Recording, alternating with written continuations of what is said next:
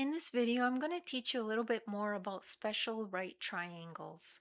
So we have this right triangle here. We could see that this is a right angle, so 90 degrees, and then we have 60 and 30 degrees. So in a 30, 60, 90 triangle, the side ratios are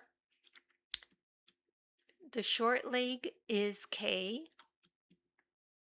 for the opposite of the 30 degrees. So the short leg is equal to K. The opposite of the 60 degrees, the long leg, is equal to K root 3. So this is the long leg. And then the hypotenuse is equal to 2K. Okay, so we could label those. This is the short leg K, opposite the 30 degrees. Opposite the 60 degrees is the long leg, which equals K root 3. And then the hypotenuse equals to 2K. So now we could try to figure out what these values are. We can find the value of K from the given hypotenuse. They've given us the hypotenuse of 30 centimeters. So 2K equals 30. We could solve for K by dividing both sides by 2. So K equals 15. Now for the long leg, which is what we're trying to find, we know X is equal to K root 3. Okay, but we know K is 15, so let's put that in. So X equals 15 root 3.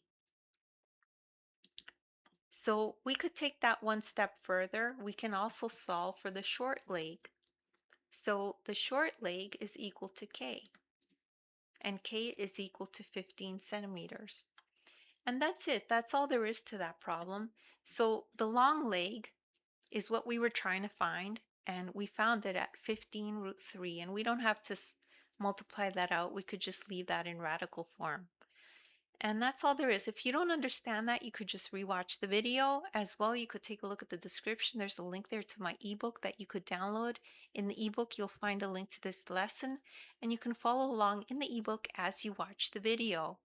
As well, in the description, I have links to other videos of mine that I've done that are similar. You could check those out. Please make sure to like and subscribe, and thank you so much for listening.